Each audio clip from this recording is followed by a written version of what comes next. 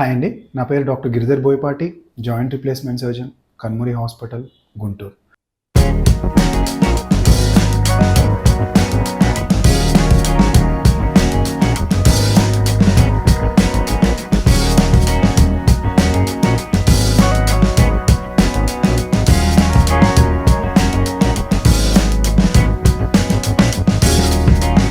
మన ఓపీలో కామన్‌గా పేషెంట్స్ అడిగే ఇంకొక డౌట్ ఏంటంటే, మోకాళ్ళ లోపల సౌండ్‌లు వస్తున్నాయండి డాక్టర్ గారు.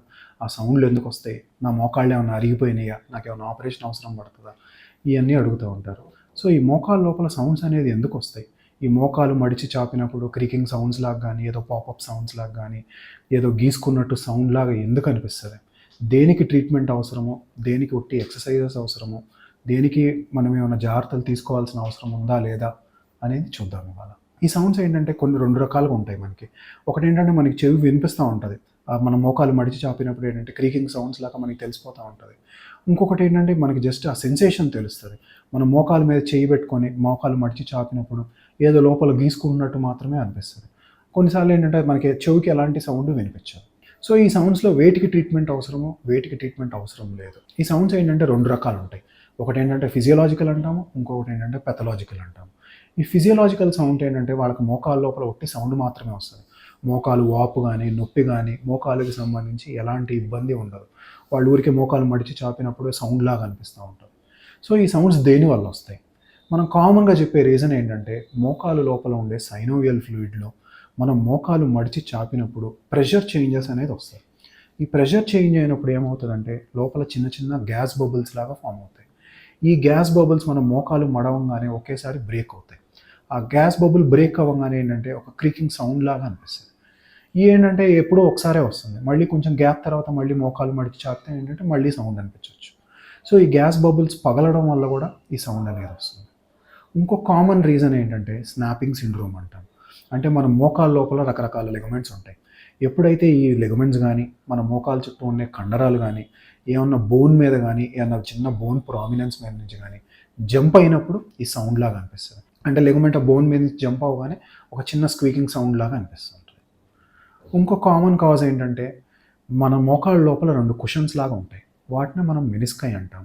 ఈ మెనిస్కై ఎప్పుడైతే నార్మల్ దానికన్నా కొంచెం ఎక్స్ట్రా లూజ్‌గా ఉందో, మన మోకాలు మడిచి చాపినప్పుడు కూడా ఏంటంటే ఈ సౌండ్ అనేది వస్తుంటది. ఇంకో కామన్‌గా చూసే సౌండ్స్ ఎప్పుడంటే మోకాళ్ళ మార్పిడి ఆపరేషన్ తర్వాత. మనం మోకాళ్ళ మార్పిడి ఆపరేషన్ అప్పుడు ఏం చేస్తామంటే పైన కింద మెటల్ ఇంప్లాంట్స్ ఉంటాయి. మధ్యలో ప్లాస్టిక్ ఇంప్లాంట్ ఉంటుంది. సో, ఈ మెటల్, ప్లాస్టిక్ తగిలినప్పుడు కూడా ఏంటంటే మన క్రీకింగ్ సౌండ్స్ లాగా వినిపిస్తూ ఉంటుంది. ఇవన్నీ ఏంటంటే నార్మల్‌గా ఉంటది. మనకి ఎలాంటి మోకాళ్ళ లోపల ఎలాంటి ప్రాబ్లమ్ లేదు. చిన్న చిన్న ఆల్టరేషన్స్ వల్ల మన కండరాలు జంప్ అవ్వడం వల్ల గానీ, గ్యాస్ బబుల్స్ బ్రేక్ అవ్వడం వల్ల గానీ, ఇయన్నీ నార్మల్‌గా జరిగే వాటి కొంచెం పెద్దగా జరగడం వల్ల ఏంటంటే మనకి సౌండ్స్ లాగా వినిపిస్తూ ఉంటది. ఈ కండిషన్స్ అన్నిటికి కూడా ఏంటంటే మనకి ఎలాంటి ట్రీట్మెంట్ అవసరం లేదు. సో, కంగారు పడాల్సిన అవసరం లేదు, భయపడాల్సిన అవసరం లేదు. ఇంకొక రకమైన సౌండ్స్ ఏంటంటే పాథలాజికల్ సౌండ్స్ అంటాం. వీటిలో ఏంటంటే మన మోకాళ్ళ లోపల సౌండ్‌తో పాటు మనకి వేరే ఏదో ఒక ఇబ్బందితో ఉంటది.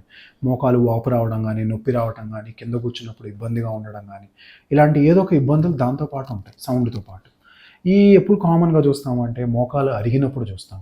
మోకాలు ఎప్పుడైతే మన మోకాలు లోపల ఉన్న గుజ్జు అంతా పోయిందో, ఆ బోన్ అనేది ఎక్స్‌పోజ్ అవుతుంది.